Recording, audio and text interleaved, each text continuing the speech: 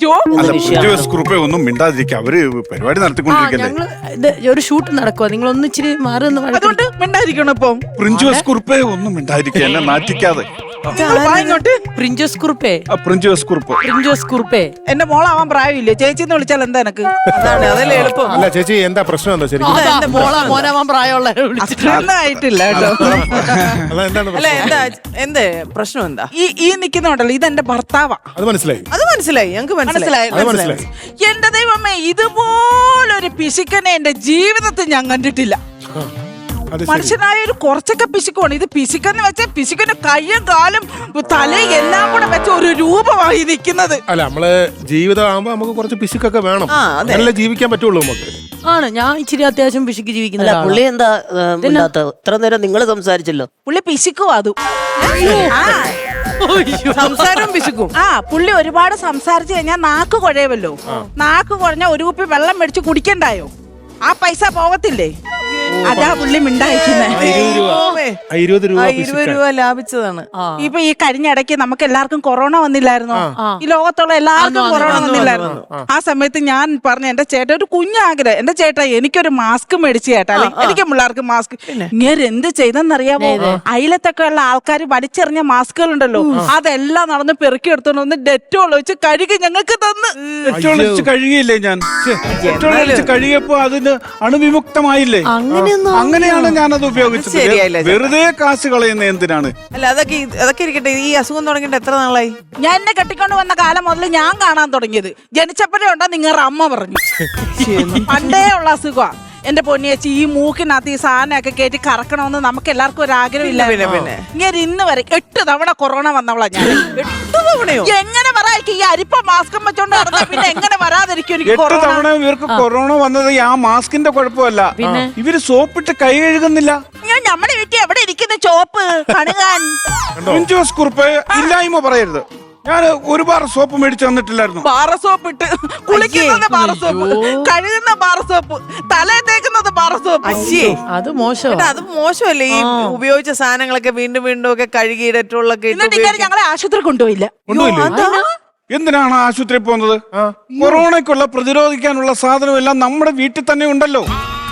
മഞ്ഞപ്പൊടി, ഇഞ്ചി, വെളുത്തുള്ളി, ഇതെല്ലാം കൂടെ ചതച്ചിട്ടിട്ട് ചൂടുവെള്ളം തിളപ്പിച്ച് ഒഴിച്ച് അത് കുടിച്ചു കഴിഞ്ഞാൽ ഈ സംഭവം തീരും.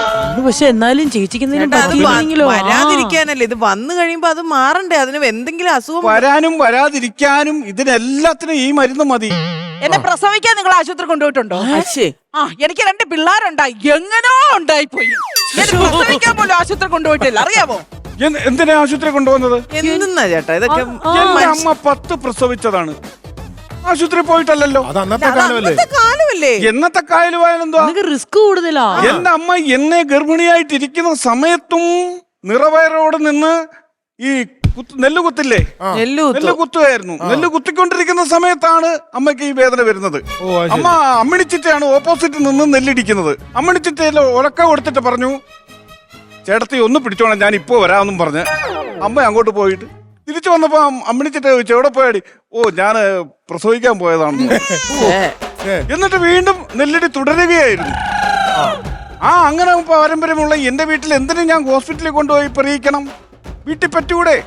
അത് ഉള്ള വേദന നരകിച്ച് ഞാൻ വല്ലച്ചാലും പ്രസവിച്ചപ്പോ ഇങ്ങനെ എന്നിട്ട് ഇവക്ക് സുഖപ്രസവമായിരുന്നു. അത് തന്നെ അങ്ങേര് വന്ന് എന്നോട് ചോദിക്കുക, എടി കൊച്ചെ സുഖപ്രസവം അല്ലായിരുന്നു എന്ന്.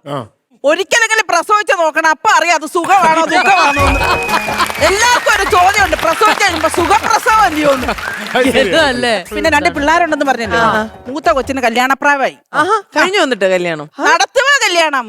എഞ്ചിനീയറും ഡോക്ടറും വക്കീലും ഒക്കെ വന്ന് അപ്പഴല്ല ഇങ്ങനെ പറയുന്നു, ഇപ്പൊ വേണ്ടടി, ഇപ്പൊ വേണ്ടടി, ഇപ്പൊ വേണ്ടടി. ഇതെന്താ? അവസാനം ആ കൊച്ച എന്നോട് പറയാ, അമ്മ ഇനി എന്നെ വെച്ചോണ്ട് ഇവിടെ നിന്നാല് ഞാൻ ആരെല്ലാം കൂടെ ഇറങ്ങിപ്പോകുന്നു. ഈ മനുഷ്യൻ അന്നേരം എന്താ പറഞ്ഞെന്നറിയാവോ?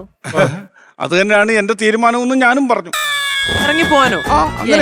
അങ്ങനെയാണെങ്കിൽ അങ്ങനെ നടക്കട്ടെ എന്ന് ഞാനും കൊച്ചിറങ്ങിപ്പോയി. എങ്ങനെ? എനിക്ക് ആകെ 4 സാരി ഉണ്ടായിരുന്നു. ഇത് അപ്പുറത്തെ രമണിയുടെ സാരി. അയ്യോ, രമണിയുടെ ഭർത്താവിന്റെ എണ്ണ കണ്ടില്ലേ, തള്ളി നിൽക്കുന്ന കണ്ടില്ലേ ഷർട്ട്? രമണിയുടെ ഭർത്താവിന്റെ ഷർട്ട് മേടിച്ചിട്ടുണ്ടോ? സ്വന്തമായിട്ടൊരു ഷർട്ട് പോലും ഇല്ല. ഇങ്ങനെ ബനിയൻ എടുത്തോണ്ടാ മുരുകനെ മീൻ പിടിക്കാൻ പോകുന്നത് വലയ്ക്ക് പകരം.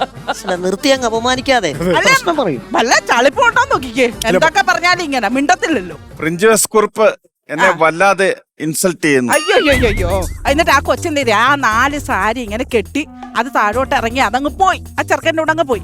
ഞാൻ പറയാം എന്റെ ചേട്ടാ ആ ഇറങ്ങിയ സമയത്ത് ആ കൊച്ചിന് എന്തെങ്കിലും പറ്റിയ കൈയും കാലോ ഒടിഞ്ഞാണെങ്കിൽ നമ്മൾ എന്ത് ചെയ്തേനെ ചേട്ടാ? ഈ ഇറങ്ങുന്ന സമയത്ത് ഇവിടെ മേളിൽ കെട്ടിയില്ലേ സാരിയുടെ തുമ്പ്, അത് പിഞ്ചിയായിരുന്നു. ഞാൻ ചെന്ന് പിടിച്ചിങ്ങനെ പിടിച്ചു വെച്ച് മോളിറങ്ങി പോന്നെങ്കിൽ പൊയ്ക്കോട്ടെ പിടിച്ചു വെച്ചെന്ന്. എന്തോ എന്തോ ചേട്ടാ, ഇതൊക്കെ ഭയങ്കര ഓവറാട്ടോ. മോളെ അതൊരു എഞ്ചിനീയർ പയ്യന്റെ കൂടെയാണ് അവള് പോയത്. അവിടെ ജീവിതം സേഫാണ്, എന്റെ കാശും സേഫാണ്. എന്റെ പൊന്നെ. എന്നിട്ട് ഇപ്പൊ രണ്ടാമത്തെ കൊച്ചിന്റെ കല്യാണാലോചന വന്ന് ഇതുപോലെ തന്നെ ഒരുപാട് ആലോചനകൾ വന്ന് ഇങ്ങനെ നടത്തത്തില്ല. അവസാനം ഒരു ചെറുക്കൻ്റെ കൂടെ കല്യാണം കഴിപ്പിച്ചു വിട്ടു. ആറോടെ കെട്ടിച്ചു വിട്ട പറ. പഞ്ചായത്ത് നമ്മുടെ ഈ കൊതുകിന് മരുന്നടിക്കാൻ വരുന്നില്ല പയ്യനില്ലേ, അവര് കണ്ട് ഇഷ്ടപ്പെട്ട് ഞാൻ പിന്നെ എതിർപ്പൊന്നും പറഞ്ഞില്ല. ആ ചെറുക്കൻ കല്യാണം നടത്തിക്കോളാനുള്ള ചെലവും തരാന്ന് പറഞ്ഞപ്പോ ഞാൻ ഓക്കെ സമ്മതിച്ചു. അവൻ തന്നെ അമ്പലത്തിന്റെ ഓഡിറ്റോറിയം ബുക്ക് ചെയ്ത് അവൻ തന്നെ സദ്യ നടത്തി അവൻ തന്നെ കൊച്ചിനെ വിളിച്ചിറക്കിക്കൊണ്ട് പോയി. ഞാനും പോട്ടെ ഈ വീട്ടിൽ നിന്ന് രക്ഷപ്പെടുമല്ലോ പോട്ടെന്ന് ഞാനും അങ്ങ് വെച്ചു.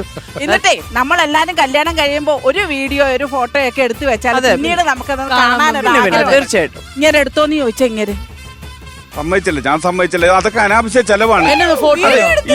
പയ്യൻ ഈ അമ്പലം ഓഡിറ്റോറിയം ഒക്കെ ബുക്ക് ചെയ്തപ്പോഴേ ഞാനിത് കാണാൻ ചെന്നപ്പോ അവിടെ എല്ലാം ഈ CC ക്യാമറ വെച്ചിട്ടുണ്ടായിരുന്നു. അതിന്റെ ഫുട്ടേജ് എടുത്താൽ പോരെ, എന്തിനാ നമ്മള് വീഡിയോക്കാരെ വിളിക്കണം? നല്ല ഐഡിയ. അങ്ങോട്ട് മാറി ഇതങ്ങാണ്ട് തീർച്ച എന്റെ കണ്ണി വീണ ഇനി അതിന് വയ്യ എനിക്ക് ഓടാന്. ഇപ്പൊ എന്തോ അതൊന്നും അല്ല ഇപ്പൊ എന്റെ പ്രശ്നം. എന്റെ ആങ്ങളയുടെ മോന്റെ കല്യാണമാണ്. പക്ഷെ ഈ കല്യാണത്തിന് പോവാതിരിക്കാനും പറ്റത്തില്ല. പോയി കഴിഞ്ഞാല് ഇങ്ങനെ അവിടെ അടി ഉണ്ടാവും ഉറപ്പായി. ഇങ്ങനോട് ഞാൻ പറഞ്ഞു ഈ മുണ്ടെടുത്തോണ്ട് വരരുതെന്ന് ഞാൻ പറഞ്ഞു. അല്ല ഒരു മിനിറ്റ്, ചേട്ടന്റെ കാലയിൽ തന്നെ ഒരു പാട്. അയ്യോ കഴിഞ്ഞ മാസം പാമ്പ് കൊത്തിയായിരുന്നു കേട്ടോ. പാമ്പ് കൊത്തി ജീവിച്ചിരിക്കുന്ന ദൈവമേ. പാമ്പ് കൊത്തി ഇങ്ങനെ കൊത്തിയത് മൂർഖനായിരുന്നു. ഞങ്ങളൊരു വിഷകാരി എടുത്തിരുന്നപ്പോ അവിടെ എഴുതി വെച്ചേക്കുന്ന മൂർഖൻ 6000 രൂപ, അണലിക്ക് 4000 രൂപ, ചേരക്ക് 200 രൂപയെന്ന്. ഇങ്ങനെ ആ വിഷകാരി എടുത്ത് പറയാനേ മൂർഖന്റെ തലയുള്ള ഒരു ചേര എന്നെ കൊത്തിയത്. അങ്ങനെ 200 രൂപ അവിടെ 200 രൂപ ആയുള്ളൂ. എനിക്ക് 200 രൂപ ആയുള്ളൂ. 200 രൂപയ്ക്ക് ചികിത്സിച്ചിട്ട് വന്നിങ്ങ് മരുന്ന് കഴിച്ചു കഴിഞ്ഞാണ് ഞാനിത് പറഞ്ഞത്. അല്ലെങ്കിൽ അങ്ങനെ ചെയ്യത്തില്ലായിരുന്നു. എന്താണ് നിനക്ക്? എന്താണ് അവിടെ 200 രൂപയല്ലേ ചെലവായുള്ളൂ. കല്യാണത്തിന് പോയ കല്യാണത്തിന് അത് ഞാൻ പറയാം. ഞാൻ പോവാന്ന് വെച്ച് ഇങ്ങനെ മുണ്ടെടുത്തോണ്ടേ പോത്തോളന്ന് ഞാൻ കാല് പിടിച്ച് പറയാ. അവിടെ ചെന്ന് അടിയുണ്ടാക്കും നിങ്ങൾ. മുണ്ടെടുക്കരുതെന്ന്. എനിക്ക് മുണ്ടാണ് ഇഷ്ടം. മുണ്ടത് നമ്മുടെ ഇഷ്ടമല്ലേ, നമ്മുടെ സ്വാതന്ത്ര്യത്തിന് നമ്മുടെ ഇഷ്ടത്തിനല്ലേ അടിയുണ്ടായിന്ന് വെച്ചോ. അതിനിപ്പം എന്റെ പൊന്നു വെച്ചാൽ അവിടെ പെണ്ണുങ്ങളും ആണുങ്ങളും എല്ലാരും നിക്കുന്നതല്ലയോ. അടിയുണ്ടാകുമ്പോ സ്വാഭാവികമായിട്ടും മുണ്ട് വലിച്ച് ഉരിയുമല്ലോ. 8 വർഷം കൊണ്ട് ഇടുന്ന ഒരു അണ്ടർവെയർ ഇങ്ങനെ അടി കിടക്കുന്നത് എങ്ങനെ ആൾക്കാരെ കാണിക്കുമെന്ന് ഈ പറയുന്നേ. എന്റെ പൊന്നു, എന്നോട് ഇങ്ങോട്ട് പോരാൻ തരേ രമണിയുടെ ഭർത്താവിനോട് അതുകൂടെ ഒന്ന് ചോദിക്കണേ. വേണ്ട